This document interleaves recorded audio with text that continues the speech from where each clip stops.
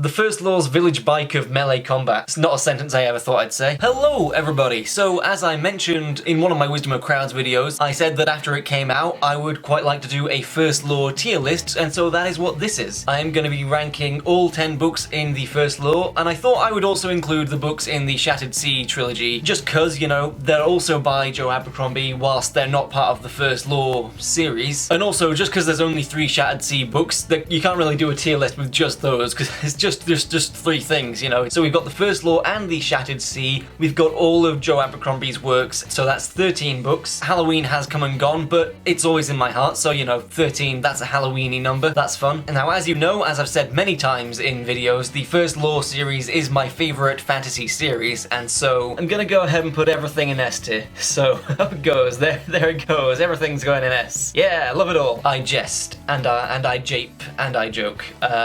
Much as I would enjoy putting absolutely everything in S tier, I am gonna try and be quite discerning and quite harsh with where I'm putting the books in this list. Otherwise, it all will just go in S. Like, if I'm talking general series, the First Law is an S tier fantasy series for me, but just putting all these books at face value, how do they compare against one another? So let's start with The Blade itself, which I think will be an A tier, or maybe a B tier? No, it's an A tier. It's an A tier book. I said I'm gonna try and be harsh, but that doesn't mean this won't be a top-heavy tier list either way. The reason that The Blade itself doesn't quite make it to S tier is because while it is very great at establishing the world and the characterization of the people we're going to be following, it does leave a bit to be desired in terms of actual plot. And I don't mind a character-focused book, but I have to say the subsequent books manage to balance plot and character a lot better, and I'm gonna put Before They Are Hanged. Oh, that's a tough one. I'm tempted to put Before They Are Hanged into S. A lot of the First Law books, the books in this series, take what the previous entries have done, build upon it, and make it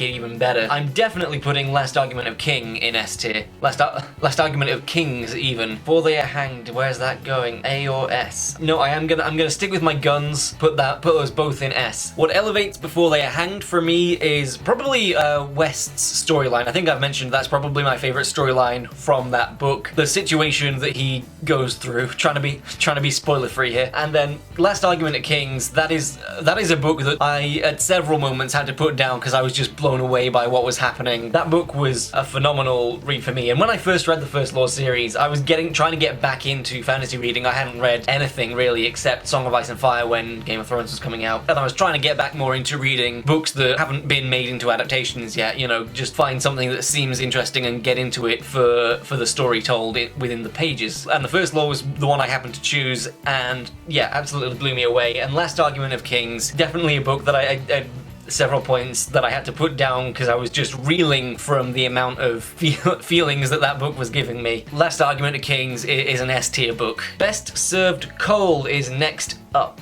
So, God, it's so tempting to put them all in S. It really is. Best Served Cold, I think, will go above The Blade itself. Something that Best Served Cold did really well was make itself be a standalone that you don't necessarily have to have read the First Law trilogy to go into Best Served Cold. You can read it as a standalone. I do think if you've read the first trilogy, it obviously enhances Best Served Cold because then you get the backstory of Shivers and his character. Best Served Cold is really good. Is it S tier or A tier? It's definitely no lower than the top 2 tiers. I'm gonna leave it in A, and the reason I'm gonna leave it in A is not because of the lack of merits of Best Served Cold, but because of the amount of merits that The Heroes has. The Heroes, I think, is one of the absolute best books in the series. It is absolutely phenomenal. Everything about it, the new characters that we get introduced to, the overall message, the anti-war message that this book leaves you with. An anti-war message on its own is not special. A lot of books have an anti-war message, but the way that The Heroes manages to reach that point and just reach that discussion about the futility of all the bloodshed and how it all comes down to just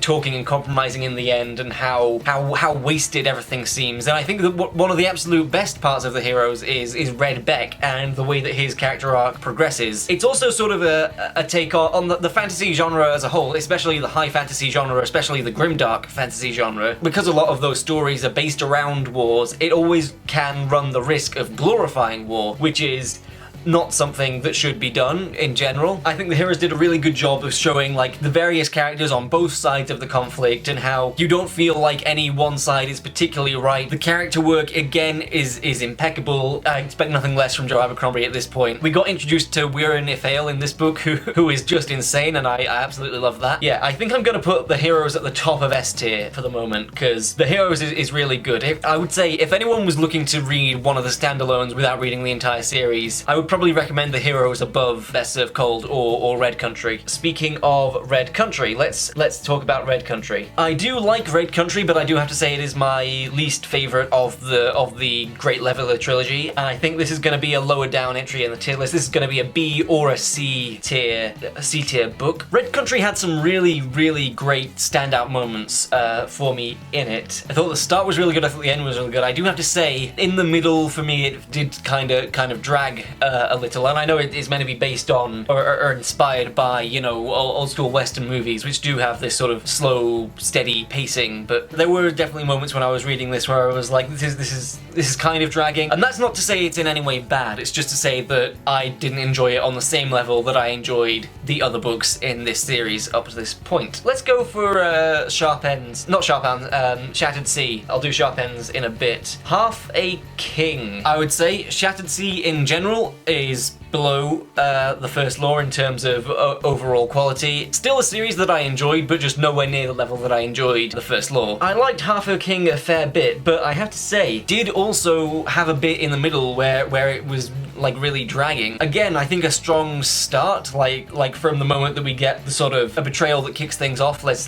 say I think that's the least spoilery way I can say that. And then the end of the book I thought was very cool. Where Yavi's in this group and they're on the run and trying to get back home. But that bit in the middle is just, I'm thinking about that, and it's like there was sort of a definite sort of weight dropped on the pacing of the plot. I think I'm gonna put that in D. Once again, I want to reiterate, D is not bad on this list. Every book on this list is a really good book. This is just arranging a bunch of books that are really good over which ones are like very good or very good. So just because it's in D tier doesn't mean I don't like it, just means I don't like it as much as the books that are above it. Half a World, or Half the World in fact, I might put that in B tier. I really enjoyed Thorn Matthew, the new character, the new POV character we get introduced to. Brand as well. I thought they were really cool. I really enjoyed their dynamic. I enjoyed their relationship, and also I enjoyed that they didn't just like get together and that was it. Like Joe Abercrombie, the way he writes relationships doesn't shy away from like the struggle and the fact that not every relationship does work out. And that's something I appreciated about Best Served Cold as well. I feel like in a lot of modern storytellings, like some characters will get together and then because the fans like that couple, the characters will just stay together throughout the entire series. Like Jake and Amy in Brooklyn Nine-Nine, it's pretty highly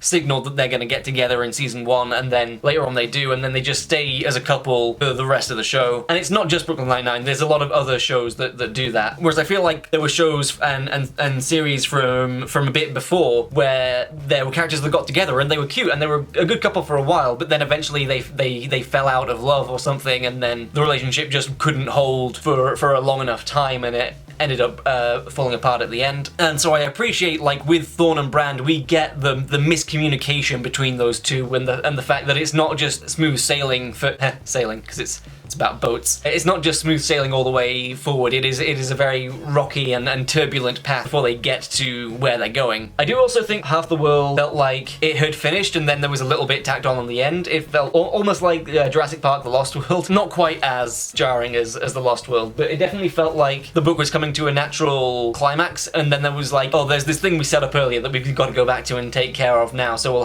we'll just have 2 climaxes for this book. That being said, definitely enjoyed this book a lot more than Half a World. I enjoyed getting to explore more of the world, getting to meet a couple more characters, stepping outside of Yavi's POV. A little sad that we never actually go back into Yavi's POV after the first book, but I definitely enjoyed the new POVs that we got. Let's do Half a War now, which I'm gonna put in C. I'm gonna put that just below Red Country there. I think I probably enjoyed it a bit more than Half a King. I was invested in the plot because of the two books that came before it. I didn't like the POV character in this one as much as beforehand. Again, I was sad to like not go back into the previous POVs that we had, but I did enjoy seeing Father Yavi's character progression from another point of view. That was definitely a very interesting character development. And overall, I was pretty satisfied with the way the whole series wrapped up, and the sort of a twist regarding the world building that we get. It's hinted at in the previous two books, and then it's pretty much confirmed in this book that is very strange. I almost wish that we got like a bit more exploration of that, but then at the same time I kind of like that it's just left hanging. This must sound so vague if you've not read the books, but I'm trying not to spoil it, is the thing. And with that in mind, I'll go back to the first law now. Sharp Ends is a difficult one because it's not just one story, it's 10 short stories. Although if I had to rank each individual short story from Sharp Ends on this list, I don't think I could do that. That would just take so much time. Sharp Ends is definitely a very interesting read. It explores the world in different aspects and explores different characters that we've met in previous books and shines a light on different contexts. And after having read Sharp Ends, rereading the first law is definitely a very interesting experience, and it definitely puts everything into a new light, especially, you know, the final story, Made Monster, and my personal favorite story, Wrong Place, Wrong Time, where we see the events of Best Served Cold from the perspective of just passers-by who happen to be in the wrong place at the wrong time. That's essentially a prototype for the Little People chapters that we get in Age of Madness, and I'm really glad because I really enjoy those Little People chapters as I really enjoyed Wrong Place, Wrong Time. If I was ranking each of the short stories in Sharp Ends individually, I would put Wrong Place, Wrong Time up in A tier, if not S tier. I think that as a short story, so long as you've read Best Served Cold, it doesn't quite stand on its own. Like, you need to know the surrounding context, but just going in knowing that context, it just makes it so much more impactful, and then it makes rereading Best Served Cold more impactful as well. Wrong Place, Wrong Time is a fantastic short story, and that I think is going to elevate Sharp Ends to C tier. I do enjoy Chev and Javray. While I enjoy Chev and Javray's characters, the actual stories featuring them, I can never quite remember what actually happens in them. I know at one point they meet Wirren, they get in a big fight at one point. I think it'd be interesting if we ran into them in later installments in the first law. In fact, actually, what I really want to see based on their relationship in future installments of the first law is more exploration of like the place that Javray comes from, because Javray has like a full-on magic sword, and now there are good swords that are sort of near magic in the first law. Like there's the sword that Wirren carries, and then there's the sword of the Master Maker, which Logan gets given in the blade itself, and I think Shivers has that one now. Oh, did Shivers give that away in Wisdom of Crowds to someone? I can't quite remember. A few people have had the Master Maker blade in the first law. It's like the first law's village bike of melee combat. It's not a sentence I ever thought I'd say.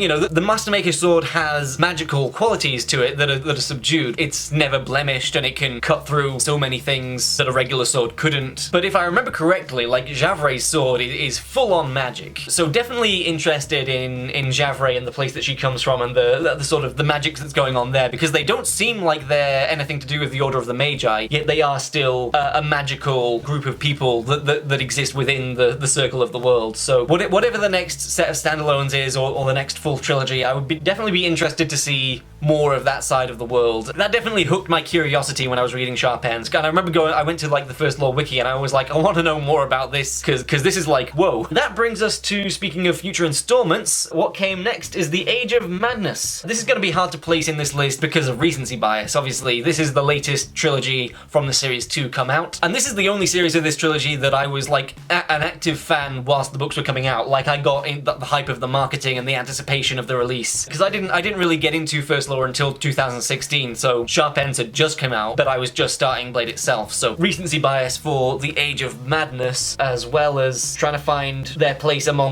everything that's come before. Little Hatred, I am going to say that was a very good introduction to the new cast of characters, and an introduction to how far the world has come along. I think that was done beautifully. I'm just thinking, actually, I think I might have been a bit too harsh on Red Country. I just saw So as I was going past B tier there, what I'm actually gonna do is bump that up to B tier, and I'm gonna bump it above. Actually, no. I do think Taken on Their Own, I preferred Half the World to Red Country. Yeah, I feel better about that. Sharp Ends is at top of C, Half of King's down in D. Little Hatred is what I was talking about before I got distracted there. Little Hatred is going to be, it's gonna be above B, I think. I think it's gonna be an A tier, Little Hatred. A Little Hatred. There you go. It was foreshadowed from the start. It's in the title of the book. For the moment, I'm gonna just plop it in the middle of A. Like I said before, every installment in the First Law does build upon its predecessors and improve upon its predecessors. The only thing I think about when I think about like the original First Law trilogy and the Age of Manners trilogy, I never got the sense in the original First Law trilogy that there were like main characters and supplementary characters in our POV people. Whereas in Age of Madness, it definitely felt like also Ricker, Savine, and Leo were like the four main characters, and then Vic and Broad and Clover were supplementary. And especially in Little Hatred, I felt like that. However, I do think it felt a lot less like that in Trouble with Peace, which I absolutely adored Trouble with Peace. That's gonna make its way up to S, I think. Trouble with Peace was definitely my favorite book of last year. I read it when it came out, especially for a middle book in a trilogy, which often can be like the weak link. Trouble with Peace, I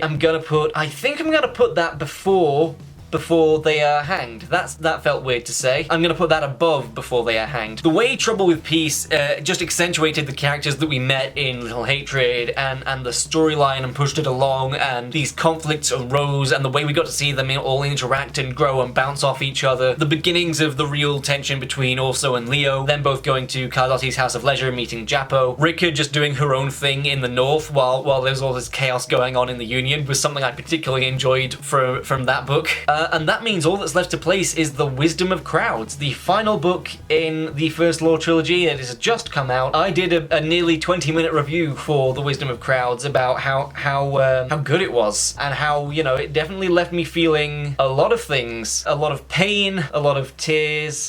This is, I think, yeah, definitely gonna be up in S. Just not sure where in S. I'm gonna compare this directly to Last Argument of Kings now. They're both the third book in their respective trilogies. It might be because I've only just read it, only just this year that is, so it's not had so much time to sink into me as Last Argument has. I feel like I felt more satisfied after Last Argument of Kings than I did after Wisdom of Crowds. Both bittersweet endings, but I felt like Last Argument had the more satisfying conclusion. But as I said, that might just be because I've had a lot more time to process the ending of Last Argument of Kings compared to Wisdom of Crowds. And actually, I have to say, rereading Last Argument of Kings, which I did earlier this year, there were some things which I felt could have been a little tightened up at the very end. I really don't know with Wisdom of Crowds if it's going to be below or above Last Argument of Kings. I'm thinking, for the moment, I'm just gonna put it there. And I'm just having a look at this list now. Am I happy with that? Does that look right?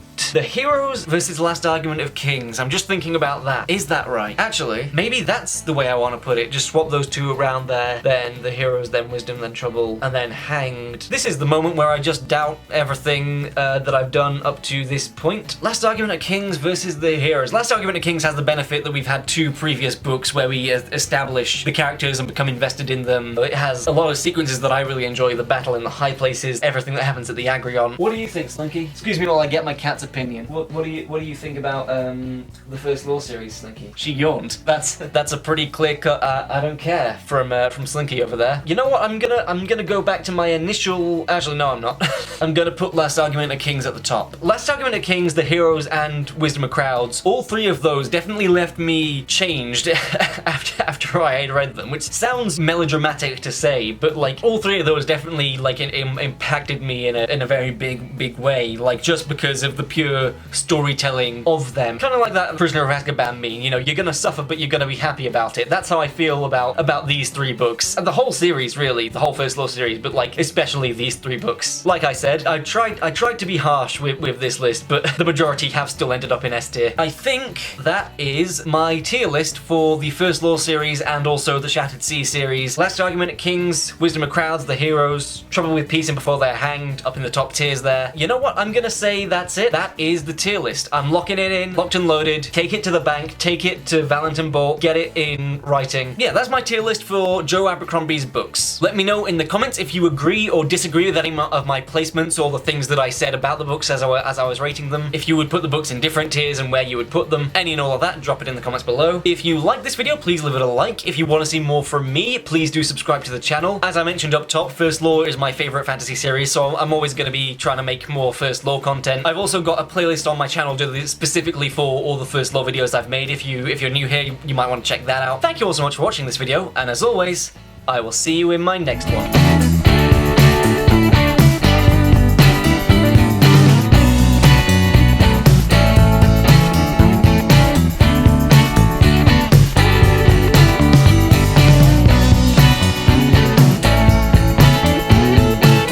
I think about is the First Law series by Joe Abercrombie.